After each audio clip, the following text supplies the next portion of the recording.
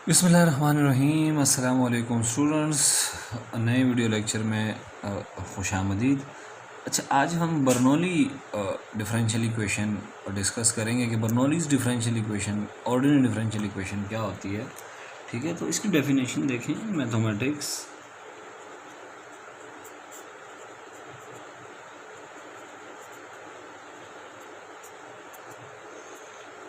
N ordinary differential equation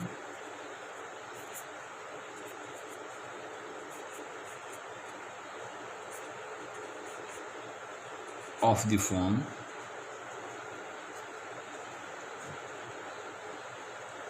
मैं एक form लिख रहा हूँ नीचे। अगर डिफरेंशियल इक्वेशन दिखने में ऐसी हो तो हम कहेंगे जी कि ये डिफरेंशियल इक्वेशन जो है ये बर्नौली है। ठीक है, इसमें भी लीनियर की तरह 3 टर्म्स होती हैं। ठीक है, और देखिएगा, ठीक है, बहुत क्लोज है लीनियर के। ये पहली टर्म जो है वो होगी dy/dx। ठीक है, दूसरी टर्म में y के ऊपर पावर होगी 1 और इसके साथ जो भी लिखा होगा उसे हम कहेंगे p, और p जो है वो फंक्शन होगा x का। राइट हैंड साइड पे होगा q ऑफ x और इसके साथ मल्टीप्लाई हो रहा होगा y, ये एक इजाफी फ़र्क है, और इसके ऊपर पावर होगी n। ठीक है, तो पहली टर्म होगी डेरिवेटिव। ठीक है, बट सिंपल है। ठीक है, और दूसरी टर्म में y की पावर 1 होगी, y के साथ जो भी लिखा होगा उसे हम p कहते हैं। p के अंदर कौन सा वेरिएबल आ सकता है? x, यानी independent variable. Right hand side पे q के साथ अब y की पावर n मल्टीप्लाई हो रही होगी। n के बारे में एक बात याद रखें, n जो है वो 1 से बड़ा होगा। ठीक है, यानी 1 से बड़ा तो नहीं कहना चाहिए, आप यूँ कह दें कि n की वैल्यू 0 और n की वैल्यू 1 ये नहीं हो सकती, क्योंकि अगर ये हो गई तो फिर ये बर्नौली नहीं रहेगी। ठीक है, एक तो ये है बर्नौली की ख़ास शक्ल।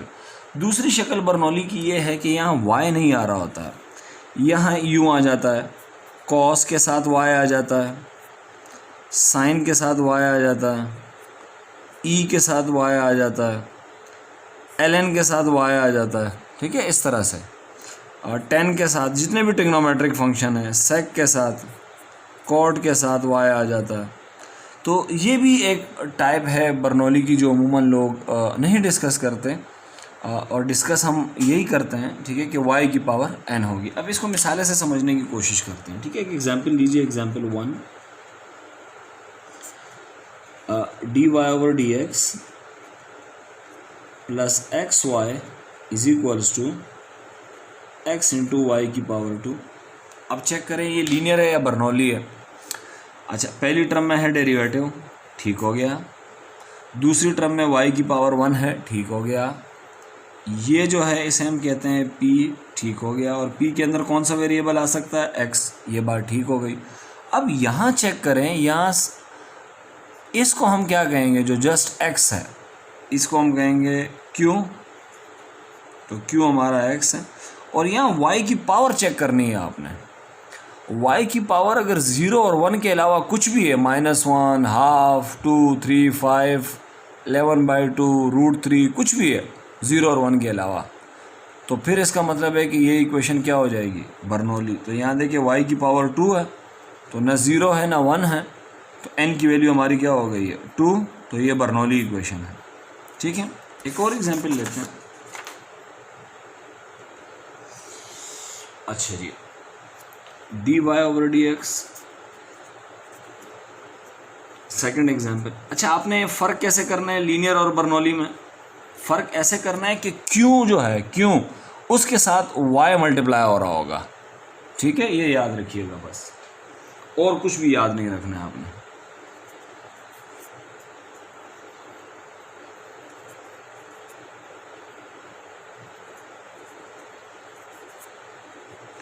अब आप देखें, ये फर्स्ट टर्म जो है ये आपका डेरिवेटिव, सेकंड टर्म में y की पावर 1, ये हमारा क्या है बच्चों? p है। ये हमारा क्या है? जो सिर्फ x वाली टर्म्स होंगी ना राइट हैंड साइड पे, उन्हें हम q कहेंगे। ये हमारे q हैं, और q के साथ हमेशा y मल्टीप्लाई हो रहा होगा। और y की जो पावर होगी उसे हम n कहेंगे। n की वैल्यू कितनी है 3, और n क्या नहीं होना चाहिए, 0 नहीं होना चाहिए और 1 नहीं होना चाहिए, ये नहीं होना चाहिए, यानी 0 और 1 के अलावा कुछ भी हो। तो 3 है तो ना तो 0 है ना 1 है, लिहाजा ये इक्वेशन कैसी है, ये बर्नौली इक्वेशन है। ठीक है, एक और एग्जाम्पल लेते हैं, एग्जाम्पल 3, और बर्नौली इक्वेशन को समझने की कोशिश करते हैं। ठीक है, अच्छा जी, एक और एग्जाम्पल देखते हैं, dy/dx, और इन दो एग्जाम्पल्स को हम सॉल्व भी करेंगे, इन्हीं दो को। ठीक है, प्लस x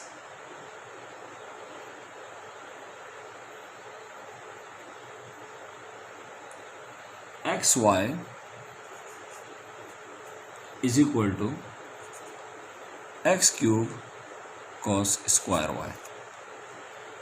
अब आप चेक करें, ये y की पावर 1 है, ठीक है, और ये यहाँ y की पावर 1 ज़रूरी नहीं है, लेकिन किताबों में लिखा हुआ ऐसे आ रहा है, अब क्या करें। ठीक है, ये ज़रूरी नहीं है y की पावर 1 है, ठीक है, और यहाँ ये x³ ये आपका q है, ये आपका p है, ठीक है, जो y के साथ है, या कुछ भी हो सकता है, यहाँ y की पावर 1 का होना ज़रूरी नहीं है, या y की पावर 2 भी हो सकता है, 3 भी हो सकता है, कुछ भी हो सकता है यहाँ y की पावर। ठीक है, या इनफैक्ट cos साइन भी हो सकते हैं यहाँ पर। ठीक है, और यहाँ पे चेक करें q के साथ जो भी मल्टीप्लाई हो रहा है वो, अब उसमें मैंने आपको जैसे कहा था कि यहाँ कुछ भी आ सकता है, cos साइन एक्सपोनेंशियल, ये देखें cos वगैरह आ रहे हैं, तो इसका मतलब है ये इक्वेशन भी क्या है, बर्नौली इक्वेशन है। ठीक है, अब बर्नौली इक्वेशन को हल कैसे करते हैं। ठीक है, एक सिंपल सी एग्जांपल लूँगा, ठीक है, और आपको समझाने की कोशिश करूँगा कि बर्नौली इक्वेशन को कैसे सॉल्व किया जाता है। ठीक है, इक्वेशन लेते हैं जी, dy/dx plus xy is equals to x exponential x 2x और ये y की पावर 3, ये बर्नौली इक्वेशन है। अच्छा, बर्नौली इक्वेशन को ये हमने चूँकि एग्जाम्पल देख ली थी तो दोबारा देखने की ज़रूरत नहीं, वही एग्जाम्पल है, बर्नौली इक्वेशन है। ठीक है, आपने बस q के साथ चेक करना है, ये q है, इसके साथ y की पावर n होनी चाहिए और n की वैल्यू 0 और 1 नहीं होनी चाहिए। ठीक है, तो ये हमारी बर्नौली इक्वेशन है। अच्छा, बर्नौली इक्वेशन को कैसे हल करते हैं। बर्नौली इक्वेशन को हम डायरेक्टली हल नहीं कर सकते, असल में हम क्या करते हैं, बर्नौली इक्वेशन को हम कन्वर्ट करते हैं लीनियर इक्वेशन में। अच्छा, जब वो लीनियर में कन्वर्ट हो जाती है तो फिर हमारे लिए आसानी हो जाती है। क्यों? क्योंकि लीनियर को तो हम हल कर सकते हैं, उसी तरह इंटीग्रेटिंग फैक्टर निकालेंगे और फिर वो फार्मूला यूज़ कर लेंगे हम और सॉल्यूशन आ जाएगा। ठीक हो गया जी। तो सर इसको कैसे लीनियर में कन्वर्ट करें, बर्नौली इक्वेशन को कन्वर्ट कैसे करें। ठीक है, लीनियर में तरीक़ाकार देखें, ये जो राइट हैंड साइड पे y है ना, इससे आपने पूरी इक्वेशन को डिवाइड कर देना है। फ़र्ज़ करें यहाँ y की पावर 2 होता तो पूरी इक्वेशन को डिवाइड करते y की पावर 2 से। यहाँ पे क्या है, cos स्क्वायर y है तो पूरी इक्वेशन को डिवाइड करेंगे cos स्क्वायर y से। अगर यहाँ sin y होता तो पूरी इक्वेशन को डिवाइड करते sin y से। इसमें देखें यहाँ y की पावर 2 है तो पूरी इक्वेशन को डिवाइड करेंगे y की पावर 2 से। तो डिवाइडिंग बाय y³ से डिवाइड करें, क्या आएगा 1/y³ dy/dx प्लस xy, इसके नीचे भी आ जाएगा y³ is equal to x² x है पावर एक्सपोनेंशियल 2x। ठीक है जी, ये हो जाएगा 1/y³ dy/dx, ये और ये कैंसिल हो जाएंगे, 2 पावर, तो क्या बचेगा जी x/y² is equal to x exponential 2x। ठीक है, ये हमारी हो गई इक्वेशन नंबर 2। तो सबसे पहला स्टेप क्या करना है, स्टेप नंबर 1 कि यहाँ y³ है, पूरी इक्वेशन को डिवाइड करें y³ से, ये पहला स्टेप है। ठीक है, सेकंड स्टेप क्या है, ये फर्स्ट स्टेप। सेकंड स्टेप होता है जी सपोजिशन का।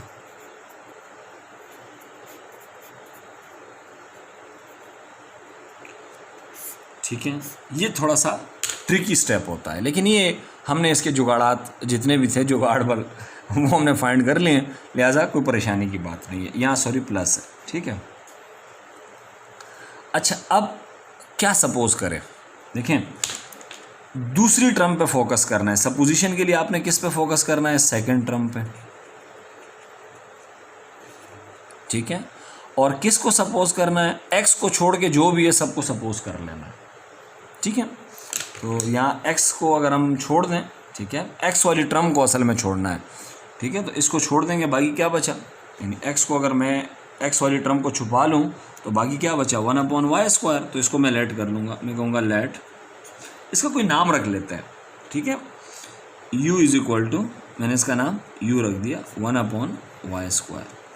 ये सपोजिशन हर क्वेश्चन में अलग अलग होगी। क्यों अलग अलग होगी, क्योंकि आप यहाँ पर एक्स के अलावा जो भी है वो हर क्वेश्चन में डिफरेंट होगा। जैसे मैं एक और एग्जांपल पे आपको करके दिखाऊंगा तो वहाँ से आइडिया क्लियर हो जाएगा आपका, ठीक है। और मैंने ये जो सपोजिशन हमने की है इसको मैं हाईलाइट कर देता हूँ। अच्छा, एक इंटरेस्टिंग बात हमने लास्ट टाइम भी डिस्कस की थी होमोजीनियस में, कि जब भी आप क्या करते हैं, जब भी आप सपोजिशन करते हैं, नेक्स्ट स्टेप क्या होता है, इसका डेरिवेटिव लेना है, ठीक है। तो डेरिवेटिव लेना है मैंने इसका, तो मैं इसको यूँ लिख सकता हूँ, u = y को ऊपर ले जाऊँगा, पावर हो जाएगी -2। क्लियर, ठीक है। जस्ट डेरिवेटिव लेना है इसका मैंने अभी, क्योंकि डिफरेंशियल इक्वेशन के अंदर जब भी सपोजिशन करते हैं तो नेक्स्ट स्टेप हमारा क्या होता है, जो सपोजिशन है उसका डेरिवेटिव लेना है। तो u का डेरिवेटिव लूँगा जी x के लिहाज से, du/dx। y की पावर -2 का डेरिवेटिव कैसे आता है, पावर रूल लगेगा, -2 नीचे, पावर में से एक और माइनस हो जाएगा, ये हो जाएगा -3, और फिर बेस का डेरिवेटिव यानी y का डेरिवेटिव, तो ये क्या हो जाएगा, dy/dx। क्लियर है। अच्छा जी, ये हमने जस्ट डेरिवेटिव लिया, विच इज़ वेरी सिंपल, ठीक है। -2, y की पावर -3, माइनस में पावर हमें पसंद नहीं होती, लिहाजा हम इसे नीचे ले आते हैं। तो क्या बचेगा, ये 1/y³ dy/dx। अच्छा, अब गौर से सुनना है, एक छोटी सी रिसर्च की है हमने और वो मैं आपसे शेयर कर लेता हूँ। देखें, जब भी आप सपोजिशन का डेरिवेटिव लेंगे, दोबारा सुने, जब भी आप सपोजिशन का क्या लेंगे, डेरिवेटिव, तो डेरिवेटिव लेने के बाद ये जो इक्वेशन आपकी 2 है ना, जो डिवाइड करने के बाद आई है, ठीक है, इक्वेशन 2 कहाँ से आई है, डिवाइड करने के बाद। जैसे मैंने y³ से डिवाइड किया तो ये इक्वेशन आई है, ठीक है। तो डिवाइड करने के बाद जो इक्वेशन आई है, ठीक है, इसकी पहली टर्म को चेक करें, ये पहली टर्म है इसकी 1/y³ dy/dx। तो जब आप सपोजिशन का डेरिवेटिव लेंगे ना, ये जैसे ये सपोजिशन है, इसका मैंने डेरिवेटिव लिया, तो ये पहली टर्म आनी चाहिए। सपोजिशन का डेरिवेटिव लेने से कौन सी टर्म आनी चाहिए, पहली टर्म आनी चाहिए। सपोजिशन का डेरिवेटिव लेने से पहली टर्म आनी चाहिए। तो ये सपोजिशन है, इसका मैंने डेरिवेटिव लिया, चेक करो ये क्या है, 1/y³ dy/dx। ये पहली टर्म आ गई है। अगर ये आ गई है तो इसका मतलब है आपकी सपोजिशन ठीक है। अगर पहली टर्म नहीं आई तो इसका मतलब है आपकी सपोजिशन गलत है, ठीक है। अब आपने इस पहली टर्म को अलग करना है, तो अलग कैसे करेंगे, ये -2 इसके साथ क्या हो रहा है, मल्टीप्लाई हो रहा है, इधर आके डिवाइड कर जाएगा। सिंपल सा स्टेप है, ठीक है, बिल्कुल सिंपल सा स्टेप है, ठीक है, बेसिक लेवल का। तो dy/dx के साथ क्या आ जाएगा, -1/2 du/dx इज इक्वल टू, और ये हो जाएगा 1/y³ और dy/dx। तो क्या देखा आप लोगों ने, सर हमने ये देखा कि जब सपोजिशन का हमने डेरिवेटिव लिया, इसको मैंने डिफरेंशिएट किया, तो डिफरेंशिएट करने से पहली टर्म आ गई है, ये रही पहली टर्म,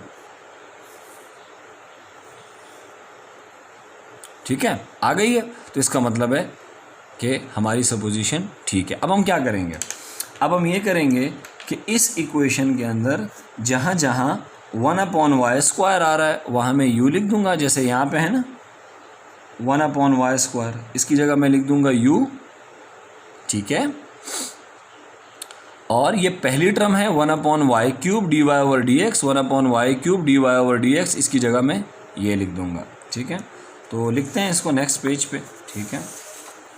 यहाँ मैं लिखता हूँ ज़रा इसको, ओके, तो दोबारा लिख देते हैं, ठीक है। पहली टर्म थी 1/y³ dy/dx प्लस दूसरी टर्म थी x/y² इज इक्वल टू और x एक्सपोनेंशियल 2x। तो बताएं जी 1/y² है, इसकी जगह मैं रखूँगा u, ठीक है। तो यहाँ असल में जब कुछ नहीं होता, हम सबको पता है 1 तो होता ही होता है, तो 1/y² की जगह रखूँगा u।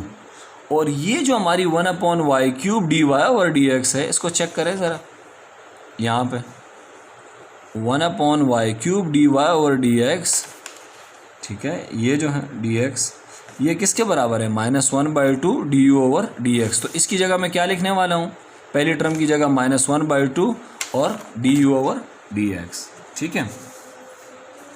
तो बहरहाल तो इस पूरे की जगह मैं क्या लिखने वाला हूँ, -1/2 du/dx प्लस x, और 1/y² की जगह मैं क्या लिखने वाला हूँ, u, ठीक है। अब मेरा दावा ये है, माई क्लेम इज़ कि ये दिस इक्वेशन इज़ लीनियर। अब कैसे लीनियर है चेक करते हैं। लीनियर के लिए पहली टर्म में डेरिवेटिव होना चाहिए, इसके साथ -1/2 है, तो क्या करें जी, पूरी इक्वेशन को हम -2 से मल्टीप्लाई कर देते हैं, ठीक है। मल्टीप्लाइंग बाय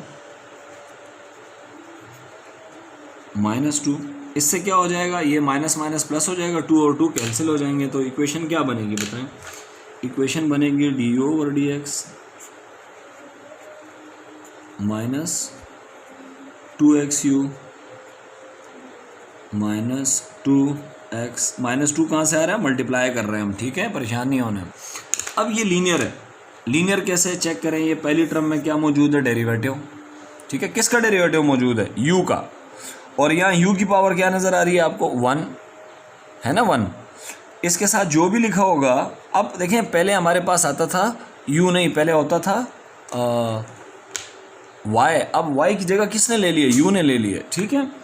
तो अब आप चेक करें, तो ये हमारा u की पावर 1 है, तो पहली टर्म डेरिवेटिव है, दूसरी टर्म में u की पावर 1 है, पहले होता था dy/dx, अब du/dx है, और u की पावर 1 है, तो u के साथ जो भी उसे हम p कहेंगे, तो p कितना है जी, -2x। और अच्छी बात क्या है कि p के अंदर सिर्फ x मौजूद है, और राइट हैंड साइड पे जो भी है उसे हम q कहेंगे, तो q कितना है बताएं, q है जी -2x एक्सपोनेंशियल 2x, और q के अंदर भी सिर्फ x मौजूद है, लिहाजा हमारी ये वाली equation this equation is what, linear first order ODE। तो अब ये फर्स्ट ऑर्डर ODE में कन्वर्ट हो गई है, ठीक है। वो जो हमारी इक्वेशन थी जिसको हम हल करने चले थे, ये वाली, इसको जब हमने डिवाइड किया y³ से, फिर ये सब्स्टिट्यूशन की, डेरिवेटिव लिया, जब इसमें पुट किया, तो ये इक्वेशन कैसे बन गई, लीनियर बन गई है, ठीक है। तो ये इक्वेशन हमारी क्या है बच्चों, लीनियर है, ठीक है। और y की जगह क्या आया हुआ है, डिपेंडेंट वेरिएबल, अब y नहीं है, u है, तो इसीलिए हम इसे क्या कहेंगे कि this equation is linear in u। अगर y होता तो फिर हम कहते हैं लीनियर इन y, अगर z होता तो कहते हैं लीनियर इन z, अब u है तो हम कहेंगे लीनियर इन u, ठीक हो गया। अच्छा जी, अब इस इक्वेशन को मैं दोबारा लिखता हूँ और इसे हम हल करते हैं। इसका हल करना हमारे लिए कोई मुश्किल नहीं है, उसकी वजह ये है कि लीनियर इक्वेशनों को हम बासानी हल करते आए हैं। बस इस इक्वेशन में बस एक फ़र्क है कि y की जगह किसने ले लिए, u ने ले लिए, ठीक है बच्चों। ये हो गया जी। p बताएं कितना है जी, p हमारे पास है इस वक्त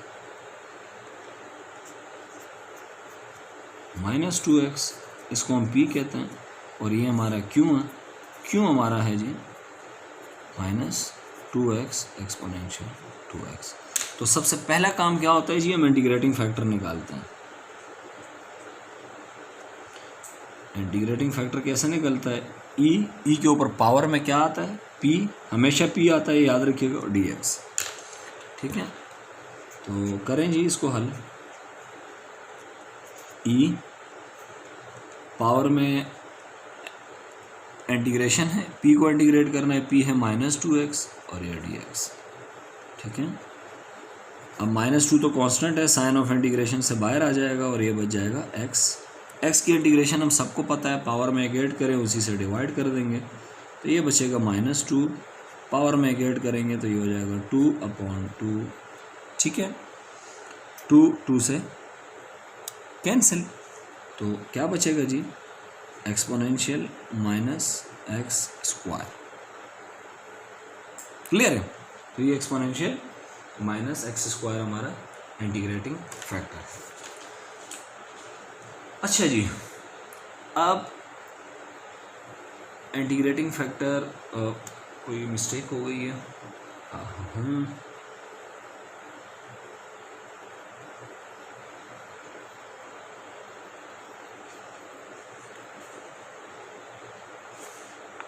मिस्टेक ये हो गई है, छोटी सी मिस्टेक है, ये x नहीं है इक्वेशन के अंदर, ठीक है।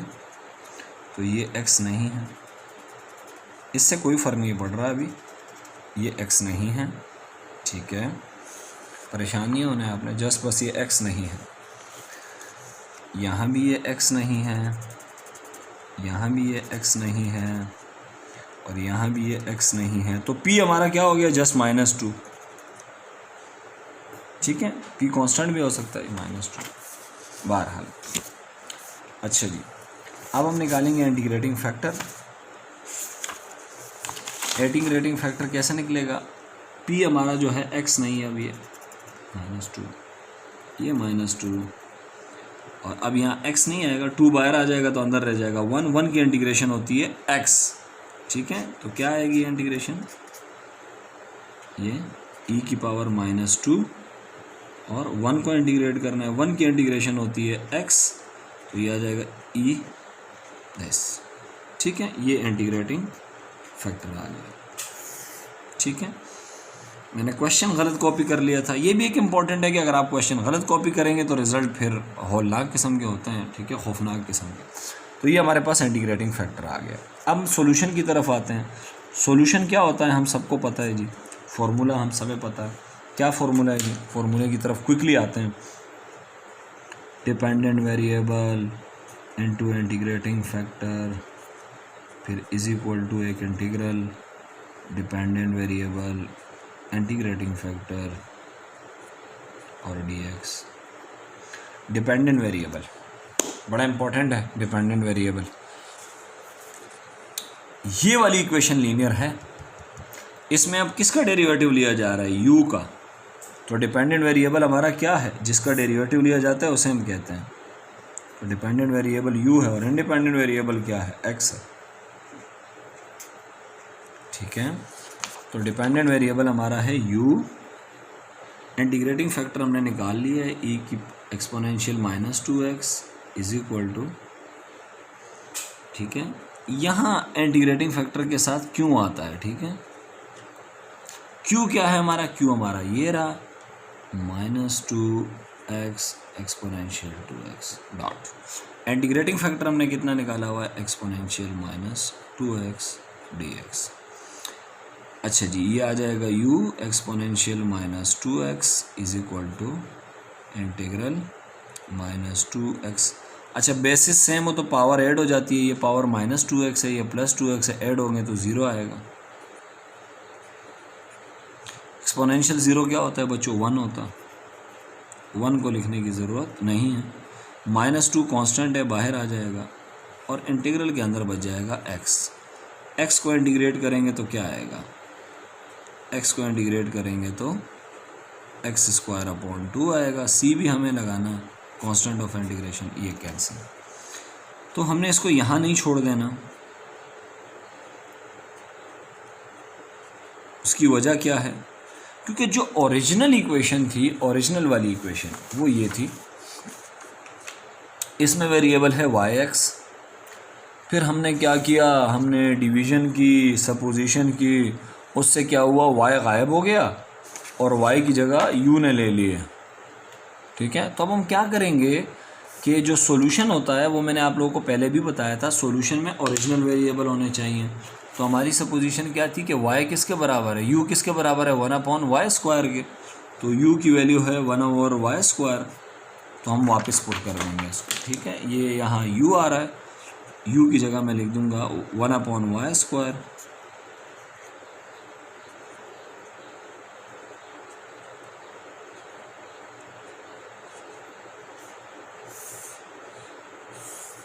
ये हमारा सॉल्यूशन आ गया, ठीक हो गया। एक और एग्जांपल लेते हैं, ठीक है, और उससे समझने की कोशिश करते हैं जी कि किस तरह से बर्नौली इक्वेशन को हम कन्वर्ट करते हैं लीनियर इक्वेशन में।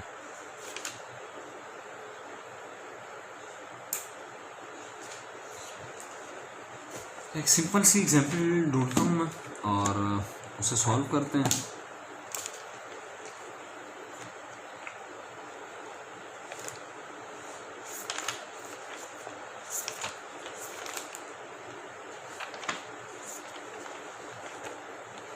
क्या हो गया है?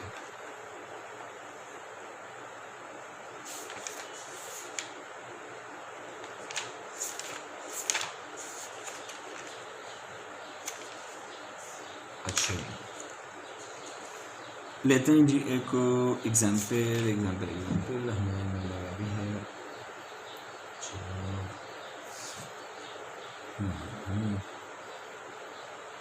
अच्छा जी, अच्छा एग्जाम्पल है हमारे पास, वेरी सिंपल एग्जाम्पल है। अगेन एग्जाम्पल नंबर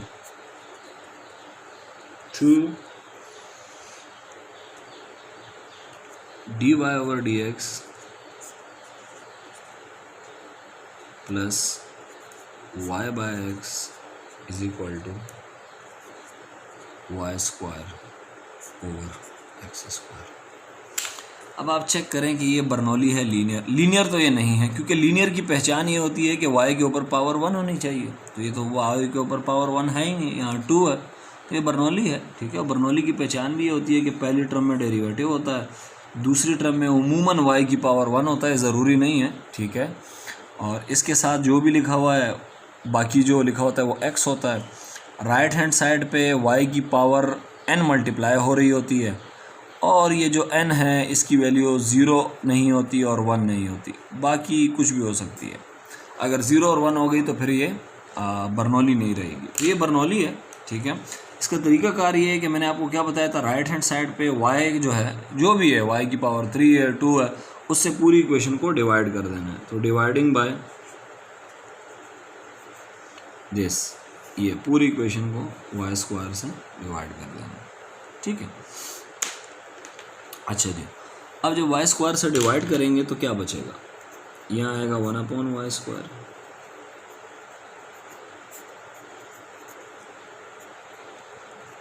y/x और ये y², और यहाँ जब मैं y² से करूँगा तो ये कैंसिल हो जाएगा, ये हो जाएगा 1/x²। ये y से एक y cancel,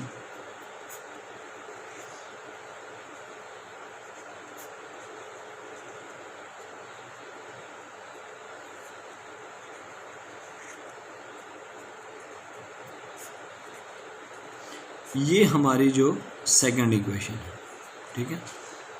first step, second step अब सपोजिशन का होता है। तो सपोजिशन का क्या बताया था मैंने, x की टर्म्स को छोड़ के जो भी बच गया उसको आपने सपोज करना है। तो x की टर्म्स को आप छुपा लें, क्या बचा जी 1/y, इसको आपने लेट कर देना है। लेट क्या जी, u is equal to 1/y, ठीक है। u की जगह आपने 1/y लिख देना, और इसको थोड़ा सा हम अपने मतलब के लिए y को ऊपर ले जाते हैं ताकि y की पावर हो जाए -1। अब हम इसका डेरिवेटिव लेंगे, क्योंकि जब भी सपोजिशन करते हैं तो हम डेरिवेटिव लेते हैं। तो मैं ये लूँगा डेरिवेटिव, ये हो जाएगा du/dx, पावर रूल लगेगा, पावर नीचे आएगी, पावर में से एक माइनस होगा -2, और फिर बेस का डेरिवेटिव dy/dx। गुड हो गया, ये हो गया जी du/dx। पावर को हम अपने मतलब के लिए ऊपर लेके गए थे, नेगेटिव में पावर हमें पसंद नहीं है, वापस इसको ले आएंगे तो ये हो जाएगा -1 लिखने की ज़रूरत नहीं है, आप सबको पता है, ठीक है। ये हो जाएगा dy/dx, माइनस भी है और नीचे क्या है जी 1/y², ठीक है। ये सिंपल सी स्टोरी है। अच्छा जी, y² को मैं पावर -2 को मैं नीचे ले आया। अब मैंने आपसे क्या कहा था, ये तो हमारी सपोजिशन है, ये हमने डेरिवेटिव ले लिया। डेरिवेटिव लेने के बाद क्या होना चाहिए, ये चीज़ आनी चाहिए फर्स्ट टर्म। अगर डेरिवेटिव लेने से फर्स्ट टर्म आ रही है तो कहानी ठीक है, वरना गलत है। तो हम चेक करते हैं कि डेरिवेटिव लेने से ये आ रहा है, देखें 1/y² आ रहा है, ये रहा 1/y², dy/dx आ रहा है, ये रहा। तो इसका मतलब है हमारी सपोजिशन ठीक है। अब इसमें ये माइनस इजाफी है, तो मतलब राइट हैंड साइड पे, तो पूरी इक्वेशन को माइनस से मल्टीप्लाई कर देंगे तो क्या बनेगा जी, मल्टीप्लाइंग बाय एक्चुअली -1 से मल्टीप्लाई कर देंगे ताकि यहाँ से माइनस ख़त्म हो जाए। क्या बचेगा जी, du/dx इज इक्वल टू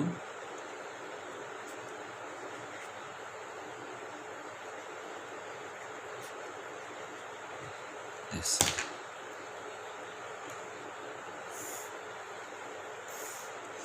ये बॉक्स और ये जो मैंने ब्लैक मार्कर से बॉक्स बनाए हुए हैं, ये हम उठा के इक्वेशन नंबर 2 में पुट करेंगे, इसमें पुट करेंगे। ये दोनों कैसे पुट करेंगे, 1/y, ये रहा 1/y, ये 1/y, इसकी जगह मैं क्या पुट करूँगा, इस 1/y की जगह u, और इस 1/y² dy/dx, इस पूरे की जगह मैं क्या पुट करूँगा, du/dx। तो बताएं इक्वेशन क्या बनेगी, इस पूरे की जगह मैं लिखूँगा, इस पूरे की जगह ये पुट करूँगा यहाँ पे, चेक करें 1/y² dy/dx, इसकी जगह मैं लिखूँगा du/dx, और इसके साथ माइनस भी है, ठीक है। जब हमने माइनस से मल्टीप्लाई किया था तो यहाँ माइनस आ जाएगा, ये माइनस प्लस हो जाएगा, प्लस 1/y की जगह मैं लिखूँगा u, नीचे है x is equal to 1/x²। ये इक्वेशन लीनियर है। लीनियर क्यों है, क्योंकि चेक करें u का डेरिवेटिव है और u की पावर 1 है, तो इसका मतलब है ये लीनियर है। और कहीं आपको u नज़र भी नहीं आ रहा होगा। अब हम एक काम करते हैं, और काम बड़ा सिंपल सा है, पूरी इक्वेशन को माइनस से मल्टीप्लाई कर देते हैं। पूरी इक्वेशन को माइनस से मल्टीप्लाई करूँगा, क्या बनेगा बताएं, du/dx minus u/x is equal to -1/x²।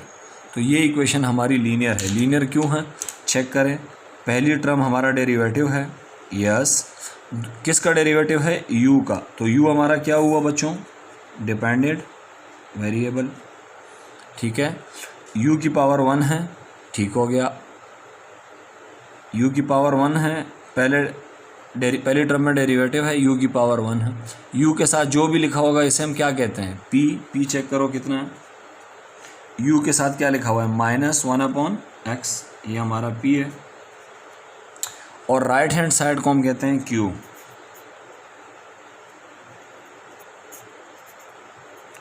अब आप लोग चेक करें और मुझे बताएं कि p और q के अंदर x के अलावा तो कोई और वेरिएबल नहीं है, ठीक है। तो अगर x के अलावा कोई और वेरिएबल नहीं है तो ये इक्वेशन हमारी लीनियर हो गई है। तो ये इक्वेशन हमारी बच्चों है लीनियर, ये वाली, ठीक है। लीनियर को हम डिस्कस भी कर चुके हैं डिटेल में। तो अब हम इस लीनियर इक्वेशन को हल करेंगे, और इसको हल करना बहुत आसान है, जस्ट 2 मिनट लगते हैं, ठीक है।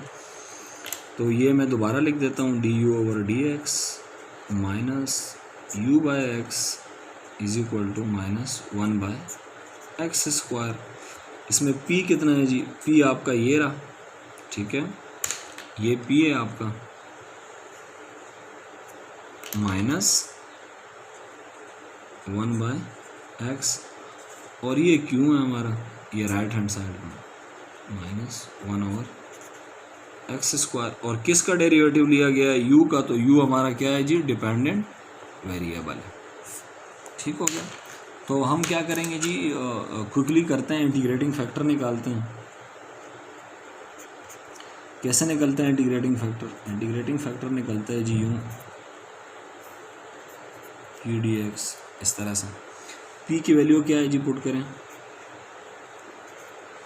p हमारे पास है -1/x dx। ज़रा क्विकली करते हैं, माइनस बाहर आ जाएगा, 1/x की इंटीग्रेशन होती है ln x, तो ये आएगा e, माइनस बाहर आ गया और ln x। मैंने आपको एक बात बताई थी, सिंपल सा रूल होता है, 9 में पढ़ते हैं, ln के साथ क्या मल्टीप्लाई हो रहा है, -1 है ये असल में, तो ये इस x की पावर बन जाएगी, तो क्या बन जाएगा ये e ln x, और ये माइनस इसकी पावर बन जाएगी -1। e और ln क्या हो जाएंगे, कैंसिल। इंटीग्रेटिंग फैक्टर क्या दिखाई दे रहा है हमें, x की पावर -1, -1 में हमें पावर पसंद नहीं है, तो इंटीग्रेटिंग फैक्टर क्या हो जाएगा बताएं, ये x की पावर 1 नीचे आ जाएगा, 1/x, ये इंटीग्रेटिंग फैक्टर आ गया। अब हम आते हैं हम बिल्कुल लास्ट स्टेप की तरफ, और वो है हमारा सॉल्यूशन। तो सॉल्यूशन क्या होता है, सबको पता है, dependent variable into integrating factor is equal to integrating factor into q dx, ये होता है, ठीक है। तो डिपेंडेंट वेरिएबल हमारा u है, यहाँ मैं लिख दूंगा u, इंटीग्रेटिंग फैक्टर हमने अभी निकाला है 1/x is equal to, integrating factor है जी हमारे पास 1/x, q की वैल्यू क्या है जी, -1/x² dx, ये q की वैल्यू है, ठीक है। माइनस तो बाहर आ जाएगा, ये इसको हम u/x लिख सकते हैं, माइनस बाहर आ जाएगा, और x² से मल्टीप्लाई होगा x³, तो ये हो जाएगा 1/x³ dx। इस x³ को हम अपनी सहूलत के लिए ऊपर ले जाएंगे, तो ये बन जाएगा x की पावर -3 dx। अब क्या करेंगे हम, अब हम ये करेंगे, पावर रूल लगाएंगे। पावर रूल क्या है, पावर में ऐड करें उसी से डिवाइड, x की पावर -3 में ऐड करूँगा तो ये -2 हो जाएगा, ठीक है, और -2 से डिवाइड भी कर लेंगे हम, और प्लस c, ये दोनों कैंसिल। माइनस में हमें पावर पसंद नहीं है, तो बच्चे अक्सर पूछते हैं सर फिर यहाँ आप क्यों ऊपर लेके गए थे, वो हम अपनी ज़रूरत के तहत लेके गए थे कि हमें ज़रूरत थी पावर रूल लगाने की, पावर रूल लग गया, आप वापस पावर इसको नीचे ले आए, तो ये हो जाएगा u/x और 1/2x² प्लस c। अच्छा, ये हमारा सॉल्यूशन आ गया है तकरीबन, ठीक है। बस जस्ट ये करना है कि हमें u नहीं चाहिए, क्योंकि हमारे क्वेश्चन के अंदर x और y थे, तो u हमने क्या सपोज़ किया हुआ था, u हमने सपोज़ किया हुआ था 1/y, तो जहाँ जहाँ भी u आ रहा होगा अब हम वहाँ पे बैक सब्सटीट्यूट करेंगे 1/y। तो यहाँ हम देखेंगे कि इस u की जगह मैं लिख दूँगा 1/y, और नीचे x मौजूद है, बाकी सारा as it is 1/2x² plus c, ये हमारा सॉल्यूशन आ गया, ठीक है। तो this is the end of today lecture. इंशाल्लाह नेक्स्ट लेक्चर में हाज़िर होते हैं, बशर्ते कि हयात हों और दस्तयाब हों, तब तक के लिए अल्लाह हाफ़िज़ व नासिर।